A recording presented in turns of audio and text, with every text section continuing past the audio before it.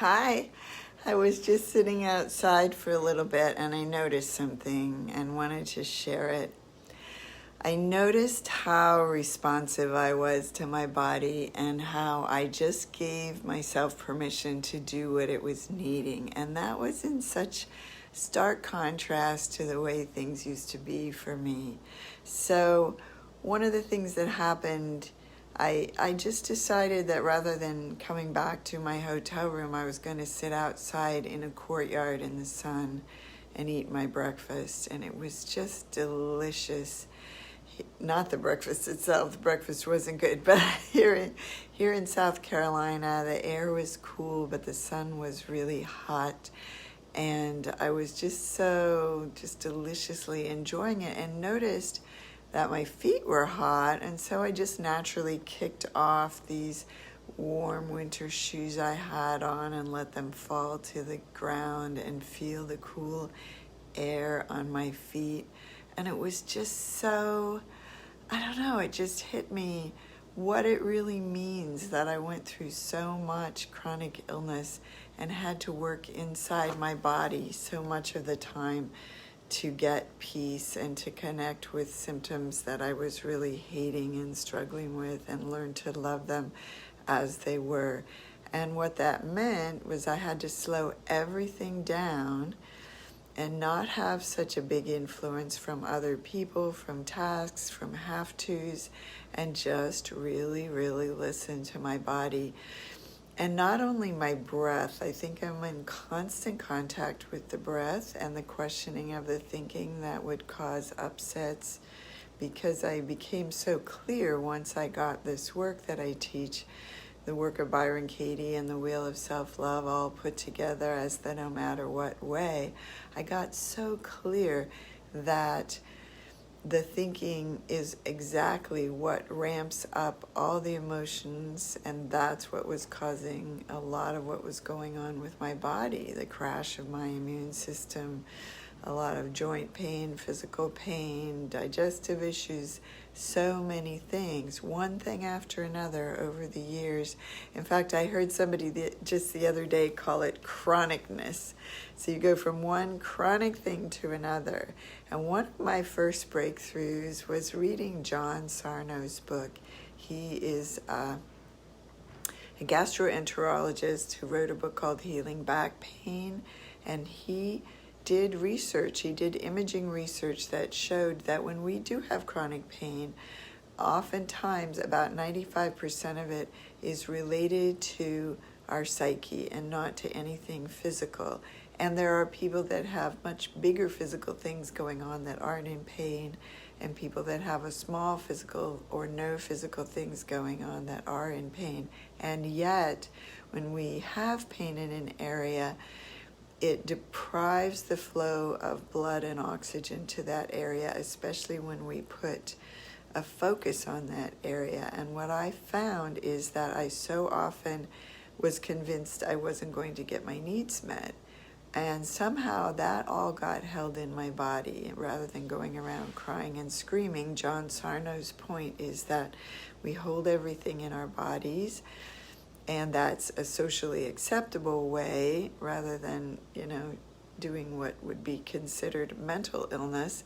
We can follow the trail of our various physical illnesses, but it has to be sort of under wraps. As soon as it's discovered, the psyche will move it to another part of our body. And one of the things I noticed early on is that when one of my chronic conditions cleared up, or when one of my a new chronic condition came up, the last one just kind of magically cleared up. So I knew it had something to do with focus. And over time, I got so convinced of the mind-body connection and that I was mostly holding emotions in my body that I started ignoring almost everything. And that wasn't good either, because sometimes there was a physical root cause that I needed to be addressing.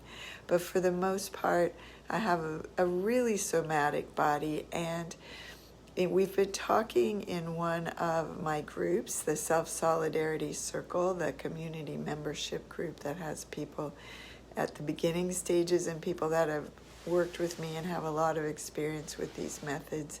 And we've been really talking about this Beyond Mindfulness map and how to tune into what's really going on with your body and become teachable. But most of all, people had been posting about being labeled sort of a highly sensitive person, an HSP, and somebody re-imaged that as being a gloriously sensitive person.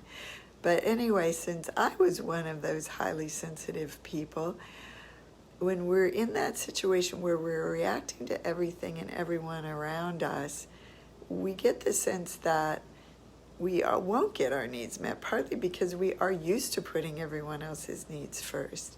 So in the end, lots of times people do end up getting chronic illness or something that forces them to slow down and put the focus on themselves. And I realized that that's just not the case anymore.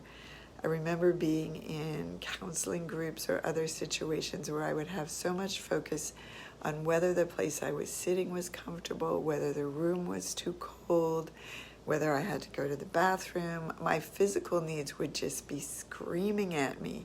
And now I can go for hours and hours without attending to them, and I don't think that's a bad thing. And I do naturally attend to them often. And so just that shift, your body and your psyche knowing that you're going to honor what they need, they relax and they don't need nearly so much. And they don't have to create a fuss or have something go all the way to becoming chronic before it gets your attention. You prioritize yourself much higher, but also it's set up that you don't have so many needs that are so desperate because your reality doesn't seem so threatening. I have a way now to trust that whatever shows up is supporting me, is happening for me instead of to me. And I trust that I just have this fearless faith in reality as it shows up.